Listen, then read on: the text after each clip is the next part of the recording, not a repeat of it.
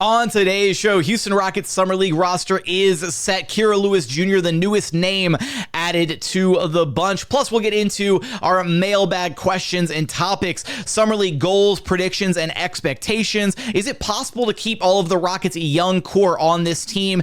And any potential trades on the horizon? That and so much more. It's all coming up on today's Locked On Rockets.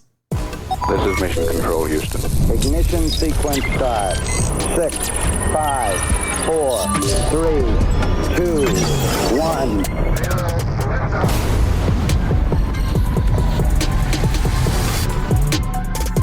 What's up and welcome to another edition of Locked On Rockets, your daily podcast home for everything Houston Rockets basketball. As always, I'm your host, Jackson Gatlin, native Houstonian and credentialed media member. I'm also the host of Locked On NBA Mondays. Be sure to follow along wherever you listen to your podcasts or on YouTube. Just search Locked On Rockets. Be sure to like, comment, and subscribe. That's the best way you can help our show out, is to comment anything below. Swing by the video and just say go Rockets. It helps us out a ton. Now, today's episode is brought to you by FanDuel. Make every moment more this summer with FanDuel, because they're hooking up all customers with a boost or a bonus daily. That means there's something for everyone every day all summer long. Visit FanDuel.com to get started.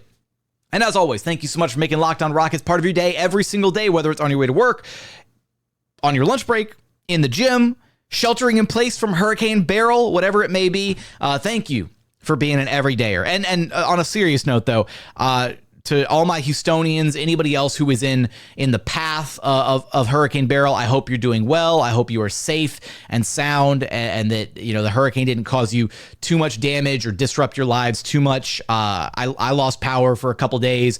Only recently got power back, got internet back, so now we're back up and running. But I know that there are still a lot of households, a lot of homes without power, without electricity, all that stuff. So I do hope everybody out there is doing okay in the midst of all of this. It is hurricane season, so it sucks, but that's life as a Houstonian, right? On that note, let's get into today's show. So we'll do a little bit of kind of Rockets, some housekeeping, some news here at the top with the Summer League roster being set. And then we're going to get into our mailbag questions. A lot of great submissions. Thank you if you commented on social media, if you swung by the YouTube channel, commented there. Thank you for dropping in questions, topics, ideas. Probably going to space them across 2 episodes, honestly, because there were a lot of different topics, a lot of different things I want to be able to get to when we start up the mailbag questions. But let's start with the housekeeping stuff here at the top. The Rockets Summer League roster is set. It's fully announced. So obviously the usual suspects, the guys that we expect to be on there. So Reed Sheppard, Cam Whitmore, AJ Griffin is going to be participating in Summer League. There's also N'Faly Dante, the young big man out of Oregon that we talked about that the Rockets picked up just after the NBA draft concluded. And then there's also the other guys, the two-way guys from this past season. So Nate Hinton, Nate Williams, Jermaine Samuels Jr., they'll be making another Las Vegas Summer League appearance for the Rockets. And a couple names on here that I wanted to highlight. The first of which, Kira Lewis Jr., right? Been at the NBA level for a few seasons now. Hasn't really carved out a home, has had, opportunities with the Pelicans and then the Utah Jazz, and hasn't really been able to find a home anywhere. The likelihood of this, of Kira Lewis Jr. impressing enough in Summer League and then getting a training camp invite and carving himself out a spot on this Rockets roster, I don't know. Maybe they find him, a two-way slot, because the Rockets still have 2 other two-way slots open. And that I would be fully open to. But, he's an electric guard, right? He's got a really great ability to get north-south on the floor. When he gets downhill, he can attack the rim, collapse a defense. But his outside shooting is just wildly inconsistent. And it's really hard to be kind of a bit of an undersized guard, even if you're explosively quick. If you can't shoot at the NBA level, if you don't have a consistent outside shot, it's going to be really tough to find yourself a home anywhere. As well as some defensive liabilities here and there. But honestly, I probably think that the Kira Lewis Jr. addition to the Summer League roster is probably more so the Rockets and Rafael Stone and their front office doing a favor to somebody's agency or something, where, hey, Kira Lewis's agent rolls up on the Rockets and says, hey, can we get him on the Summer League roster and get him a chance out there? And maybe he doesn't have a shot to make the Rockets roster, but maybe another team sees him, sees his production, and they're like, yeah, we'll give you a shot at, a vet minimum contract or a two-way deal or something like that. For a fringe NBA guy who's kind of already become a journeyman, even though he's only 22, 23 years old, that's the kind of opportunity that you have to take.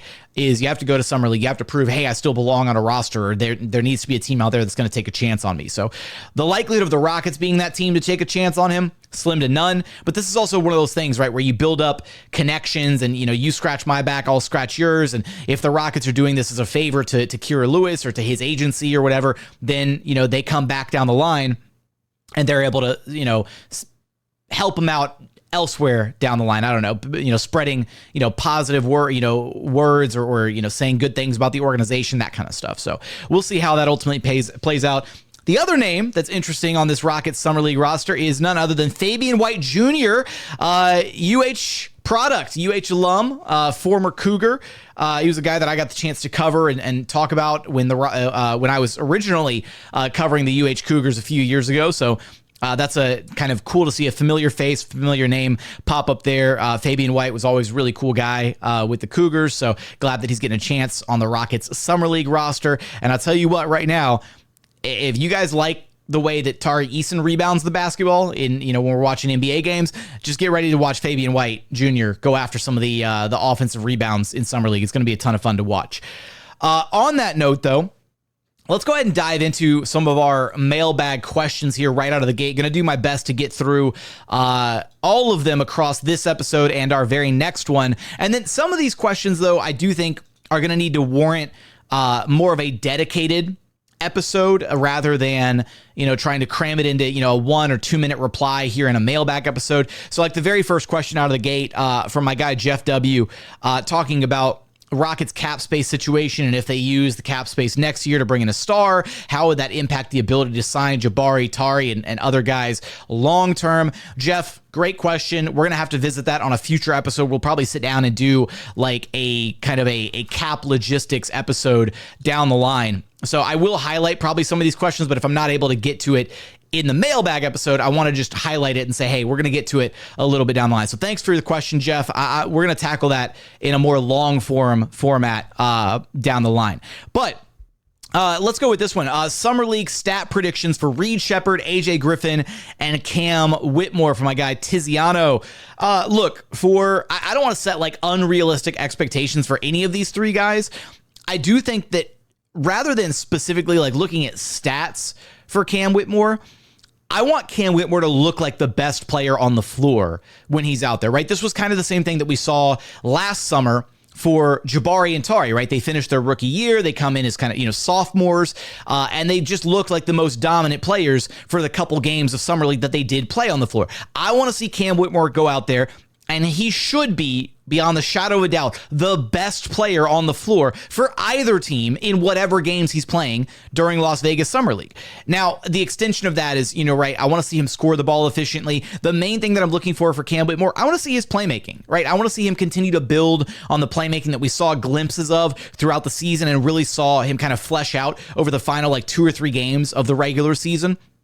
Let me see Cam kind of create for his teammates, right? We talked about, or Ime Udoka already talked about the fact that with Reed Sheppard, he can play on or off ball, right? I'm curious to see how much Cam Whitmore is going to be in charge of and responsible for running the offense in Summer League, right? Because he's a guy that you give him the ball, let him have some, some pick and roll action, right? Let him attack the defense, let him try and generate opportunities for his teammates using that scoring gravity. So for Cam Whitmore, not really a stat prediction there, more just kind of expectations for him. AJ Griffin, I just want to see that he can still shoot the basketball and play reliable defense, right? So if, ideally a world where he's shooting, 38, 39% from 3, knocking down the open shots that he's getting. Maybe he shows us a little bit more. Maybe he puts the ball on the deck. Maybe he's, steps out of his comfort zone a little bit.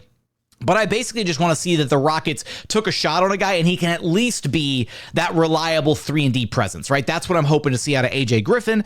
And then for Reed Sheppard, again, I'm not going to inflate the stats. I'm not going to get too crazy with the expectations for him. But for Reed, I think something realistic like 12 points a game and like 4 or 5 assists seems pretty doable. I don't expect Reed to be the kind of guy that's going to like be filling it up 20 plus a night, whatever. Now, if he catches fire, right, and if the way the Rockets set this team up, if he's able to play off ball, if Cam Whitmore's got a bunch of gravity and he's able to create opportunities, Reed still has a chance to put on a really impressive summer league, but I don't want to sit here and like try and say, okay, this is what I'm predicting for him. I want to see these numbers. I just want to see him be comfortable out there, right? I want to see him create for his teammates. I want to see a steady diet of him playing on ball and creating for his teammates versus him playing off ball and seeing him come off some off-ball actions, some screens, some pin downs as a shooter, and seeing if the Rockets can get a little bit creative with how they open him up and what they do with his shooting gravity. So those are kind of some early, preliminary expectations, hopes, and stuff for that trio of guys, kind of the Rockets' big trio, if you will. Now, coming up, I'm going to get into some more of these mailbag questions. We're going to get there in just one moment. First, today's episode is brought to you by FanDuel.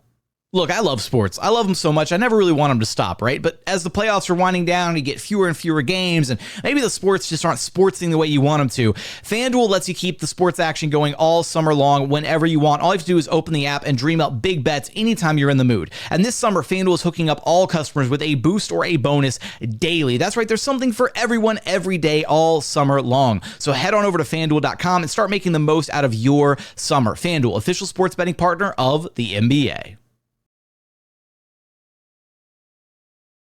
And continuing on here at Locked On Rockets, your daily podcast home for everything Houston Rockets basketball. All right, so continuing our Rockets mailbag episode here, let's get into our very next question. Similar to the one that we just answered, but I'll piggyback off of it a little bit.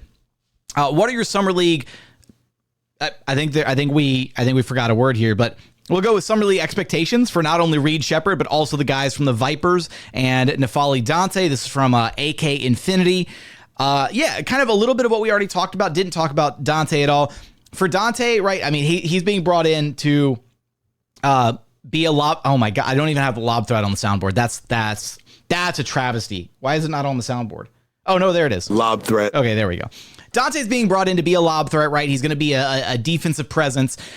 So seeing what he can do, seeing how he can kind of man the middle, that's going to be exciting to kind of see, is there something there that the Rockets may want to tap into, right? Can he earn a two-way contract with the Rockets and be somebody that maybe Ime Udoka can grow and groom into a legitimately serviceable, kind of versatile defensive big man who can provide some rim protection, but also switch out and guard on the perimeter, that kind of thing. So just trying to see his versatility as a big man is going to be a big one for N'Faly Dante. Now, kind of already talked about expectations for Sheppard and the other guys from Summer League, so won't rehash all that. From our next question from Zach Riesema, forgetting the starting lineups, who do you see being on the floor closing games at the start, middle, and by the end of the season? Well, yeah, so just very quickly, right? The expected starting lineup at this point is Fred VanVleet, Jalen Green, Dillon Brooks, Jabari Smith Jr., Alperen, Sengun. I will say that for closing games, and we already saw this last year, Ime Udoka is all about going with whoever he thinks gives him the best chance to win a game. We saw games where Sengun was benched. We saw plenty of games where Jalen was benched. We saw games where Jabari was benched. And it wasn't even necessarily that those benchings were due to those players playing poorly. It was much more about putting the right group of five on the floor to win a game. So it's more about which matchups are favorable for the Rockets at the end of a game. So I fully expect there to be moments this next season where we see Jeff Green closing games, where we might see Aaron Holiday out there closing a game or two. We might see, we'll definitely probably have some games where Tari Eason is out there closing. Absolutely. I think the most obvious name out there is it's going to be really tough to keep Tari Eason out of the game, especially in those closing lineups, especially defensively. Just everything that he provides from a sheer impact perspective. Tari Eason is the most impactful player on this Rockets roster. Internally, all their advanced analytics, all their data suggests that he is the most impactful player on this Rockets roster. So I fully expect him to probably be a part of the closing lineups more often than not. And this kind of dovetails into the very next question that we have brought up here from Ham Shamham. I I hope I wrote that down right. Who among our 5 bench guys is most likely to win a starting job during the year, and who among the starting 5 is most likely to lose their starting job? So I'll say this, for the bench guys, it's very easily and obviously Tari Eason has the greatest chance to win a starting job. There's a very realistic pathway where if Tari hadn't been injured this past season, I don't think it would have happened, but there would have been some pretty loud claims probably throughout the season for Tari to start over Dillon Brooks, or potentially even starting over Jabari Smith Jr., just because he's that impactful of a player. And there were various stretches where Jabari, coming back from the ankle injury, didn't look as good. Dillon looked like he kind of lost a little bit of a step in the kind of back third of last season. And there were definitely some moments where he got a little too Dillon Brooksy for our liking offensively in how aggressive he was, looking for his own shot or maybe making some ill-advised decisions on the offensive side of the ball. Tari is ready to be an NBA caliber starter right now. The question is, how do the Rockets open up those minutes? How do they open up a spot for him? And the two obvious candidates, well, the one obvious candidate is Dillon Brooks, right? Is there a world where the Rockets potentially, as early as this season, start to phase Dillon Brooks out of the starting lineup and incorporate Tari Eason into the starting lineup? I don't know how realistic that is. I don't necessarily think that like Dillon Brooks would become like a locker room cancer or anything if he lost his starting spot, but the Rockets also really value what Dillon Brooks brings to the table, his leadership, the intangibles that he provides. He gives the team kind of an edge, right? He's the villain. He's Dillon the villain, and he's in that starting lineup to be kind of a tone setter for this Rockets team. So I don't know how quickly they're going to be ready to move on from Dillon Brooks if he's still on the roster and kind of, shuffling his role to where he comes off the bench instead of starting. Now, if the Rockets do look to offload Dillon Brooks, right, and open up those minutes, let's say AJ Griffin hits, right? AJ Griffin hits, turns out he can be a really serviceable piece for this Rockets team, and they're ready to anoint Tari Eason the starting small forward, then there's a pathway where Dillon Brooks can easily be traded. He's got a very, relatively team-friendly contract. He's a very serviceable 3-and-D wing, all-NBA caliber defender. The Rockets could get some kind of value back for him if they wanted to trade him mid-season and then give Tari Eason that starting spot. So I'd say the most likely candidate to lose the starting spot is Dillon Brooks. The most likely candidate to earn a starting spot is Tari Eason. I'll also go with one more caveat in here, and I'm going to have to throw in Jalen Green's name. And whenever I wind up talking about Jalen Green and just the reality of the situation, I wind up seeing the comments on YouTube and stuff, and it's all the Jalen Green shade and all. It's just the reality of the situation.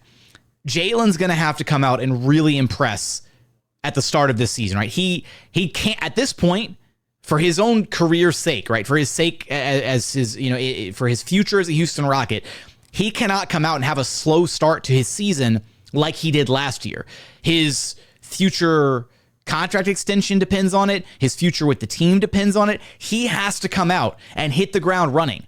And he doesn't have to play the way that he was playing for the entire month of March. That would be incredible. I'm not gonna say don't play that way, but the realistic expectations for him are just be consistent, right? You can't have the crazy highs and the crazy lows that we saw last year, right? Because that inconsistency is what really killed the Rockets. So if there's another name to at least monitor and have on the radar that could potentially lose a starting spot, it's Jalen Green. Because if he doesn't come out of the gate strong, if he doesn't have a good, strong start to his year, where he's playing at least closer to the level that we saw him finish at last season, then there are a lot of names on the roster ready to step up and take that place. It could be as simple as sliding Dillon Brooks down to the 2 and putting Tari Eason in the starting lineup.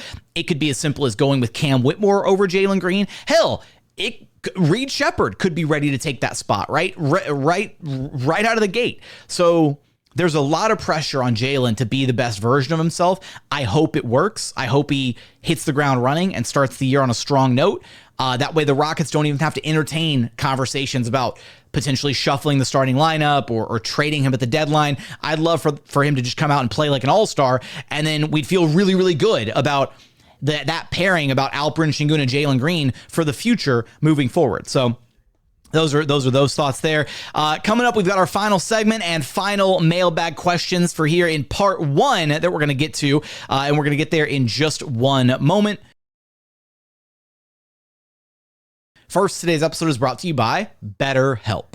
Look, comparison is the thief of joy, right? And it's easy to envy other people's lives. It might look like they have it all together on their latest Instagram post, but in reality, they probably don't. It's really tough when you're comparing your behind the scenes with everybody else's highlight reel, right? You don't see the struggles and everything that other people are going to because that stuff doesn't get posted online. Look, therapy can help you focus on what you want instead of what others have so that you can start living your best life. I've done therapy in the past. I found it to be an incredibly cathartic experience to have an unbiased third party kind of help walk me through some of the stuff that I was dealing with in my personal life, in my day-to-day life. If you're thinking of starting therapy, give BetterHelp a try. It's entirely online, designed to be convenient, flexible, and suited to your schedule. Just fill out a brief questionnaire to get matched with a licensed therapist and switch therapists at any time for no additional charge. Stop comparing and start focusing with BetterHelp. Visit BetterHelp.com/LockedOnNBA today to get 10% off of your first month. That's BetterHelp, HELP.com/LockedOnNBA. And final segment here at Locked On Rockets, your daily podcast, home for everything Houston Rockets basketball. All right, let's get to last little batch of our mailbag questions here for part one of our mailbag. Again, be on the lookout for part two down the line. If you didn't hear your question get answered in this episode, be on the lookout for it a little bit down the line. I am trying to get to every single one of these. Let's go to my guy, Bryce. What's up, Bryce? Any trades possible before the season, or do you think that we will hold off until the trade deadline during the season? I'm going to be completely honest here. This Rockets team is likely set, right? Barring any crazy situation where like maybe Devin Booker, pardon me, maybe Booker doesn't like what the Suns are doing, the fringe additions, or he's not looking forward to running it back in the desert, then maybe he demands a trade, right? Aside from one of the young superstars of the league demanding a trade and then the Rockets wanting to throw their hat in the ring and get involved in a pursuit like that, I don't think we see any more action. The Rockets already have their 15-man roster, what feels like is going to be their 15-man roster for the season, 15 guaranteed standard NBA level contracts. And everything the Rockets front office has kind of done throughout this rebuilding process, and even, last year, is they've maintained patience and they've maintained optionality. And that's what it feels like this next season is about, right? Is they are giving the Rockets' young core a chance to show what they can do in this next season, to show, can Alperen and Sengun level up again? Can Jalen Green become more consistent? What does year 3 look like for Jabari and Tari, right? How much better do Amen Thompson and Cam Whitmore look in year 2? How does Reed Sheppard look in his rookie year? And I think that this next year is going to be about gathering as much internal data as they can on the core 7 and figuring out which of those pieces are here to stay permanently, which of those pieces they really like, and which of them are a bit more expendable, which of them are the guys that they'd be okay with parting with in a trade, right? Already talked about earlier in the episode the importance for Jalen Green to hit the ground running, right? If he really struggles out of the gate, then he could be one of the first pieces of the young core that the Rockets actually look at trading at the trade deadline. So I don't expect any trades between now and the start of the season. Honestly, it feels like the Rockets are very content to run things back with this roster. And again, it's not just running it back because you're adding what is hopefully, knock on wood, a healthy Steven Adams. You're adding Tari Eason, who was playing basically on one leg last season. You're adding Reed Sheppard to the mix. Everybody's getting a year older, a year stronger, a year better, a year wiser. They understand Ime Udoka and how he coaches and what his expectations are, and they get another offseason with him and the coaching staff. So I think they're content to just run things back as it stands. So no more trades on the horizon for the Rockets. At least I would be shocked if we saw any substantial trades. Maybe couple fringe things, but nothing. I don't think anything monumental is coming down the pipeline. This next question. Do the new CBA rules affect teams' draft picks that are owed to other teams? For example, if the Suns pick being moved to the back of the first round, since the Rockets own some of those picks, does that rule affect those picks as well? From Brandon B. Thanks for the question, Brandon. At least my understanding of how the second apron works and like the cap freezing is that second apron teams are unable to trade their first round pick 7 years into the future. So if you're if you're still in the second apron by the end of a season, because again, that's how the NBA calculates like all their, repetitive damages and dues and fees and all that stuff, is if you're in the second apron at the end of the season. So again, teams that look to salary dump and avoid the luxury tax and the first and second aprons, they have to make all those moves by the NBA trade deadline, which is why we sometimes see teams, cheaping out at the deadline, whatever, because they want to avoid those penalties at the end of the NBA's fiscal year. If you're in the second apron by season's end, you automatically have your first round pick 7 years out frozen. So any team at the end of this next season, so the end of 24-25, if you end the season in the second apron, your 2032 first round pick is frozen and unable to be dealt. So the good news for the Rockets is this rule, the second apron, strangleholds, all that, does not apply to the picks that the Rockets already have from the Phoenix Suns, because those picks, once they're frozen, they're unable to be traded. Now, the real kicker here is once that pick is frozen, if you spend 2 of the next 4 seasons in the second apron, if you're a second apron team, then you have your first round pick 7 years out moved to it's not only frozen, it's also moved to the back of the first round. So it's moved all the way to the end. So the good news for the Rockets is none of these second apron rules impact the picks that the Rockets already own from the Suns or from any other organization for that matter, because you're unable to trade frozen picks. The moment that asset is frozen, it cannot be dealt, it cannot be moved, you can't do anything with it until it's unfrozen by not being in the second apron anymore. So that's one benefit for the Rockets. It does not negatively impact them. But those second apron rules, man, they are a doozy. Next question from Han. Should the Rockets tank if they don't have enough wins in the middle of the season to compete for the playoffs? In the situation, should they trade both 21 class players for 25 or 26 class picks, because there may be some keystone players in these 2 years of drafts that can make the Rockets succeed? Something, look, Han, something would have to go horribly wrong in the middle of the season or to start this year for the Rockets to feel the need to pivot to tanking this upcoming season, right? I don't think that's not realistic. That's not how the Rockets would function. And again, if something went disastrously wrong like that, then we got bigger problems on our hands. The Rockets are not going to pivot to tank. They're not going to, try and blow things up this season. And hell, even if this season is disappointing relative to expectations, I don't know if you just simply say, oh yeah, just trade Jalen Green and Alperen Sengun for draft picks in this upcoming draft or in the 2026 draft.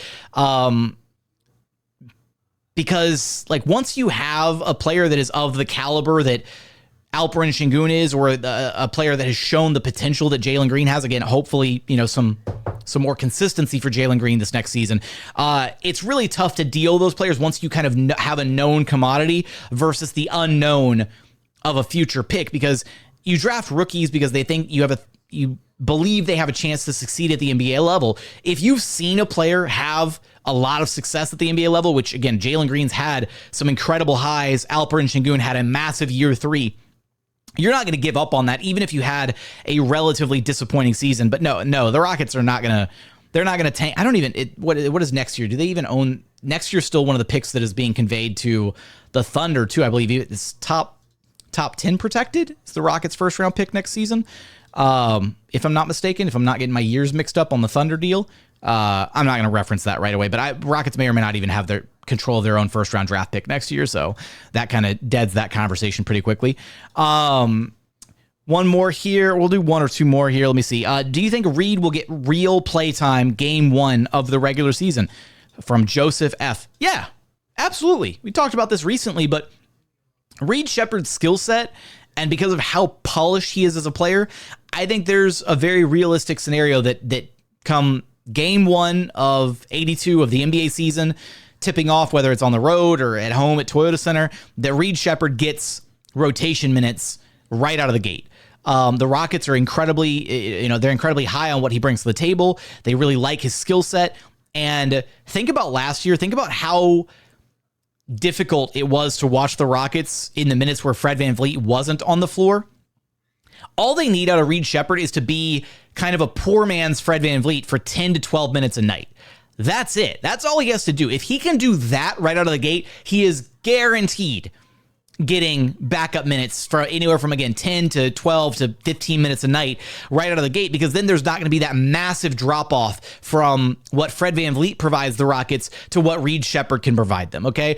Again, we're not expecting Reed to step in and immediately fill Fred VanVleet's shoes, but I think as we watch the season progress, we're going to see Reed get more and more comfortable with that role, and I do fully expect the Rockets to utilize Reed in very similar ways to how they utilize Fred VanVleet, which means you playing him off ball, right? Let Jalen Green run some offense. Let Amin Thompson run some offense. It can go through Alperen Sengun in the post, or when you need to generate some high quality offense, when you want to run, your steady diet of pick and roll between Alp and Reed, you can go to that as well, right? That can be kind of a bread and butter play for the Rockets to go to. So yeah, I fully expect Reed Sheppard to get minutes right out of the gate. Let's go. You know what? I want to save this one for the next episode. Did the Rockets give up on a men's ability to play point guard by drafting Reed Sheppard? That's a juicy one. I want to unpack that one. I'll talk about that one on the next part of our mailbag questions. So that's going to do it for this episode. As always, appreciate you for checking out the show. Pardon me. If you haven't done so yet, please consider subscribing wherever you listen to your podcasts, or on YouTube, just search Locked On Rockets. Be sure to like, comment, and subscribe. And if you're listening on Apple Podcasts, 5-star review helps us out a ton. But be on the lookout for our next mailbag episode. We'll do part 2. We'll get to the questions that I didn't get to in this one. But as always, thank you so much for watching. Thank you so much for listening. And we look forward to having you back right here at Locked On Rockets, your daily podcast home for everything Houston Rockets basketball.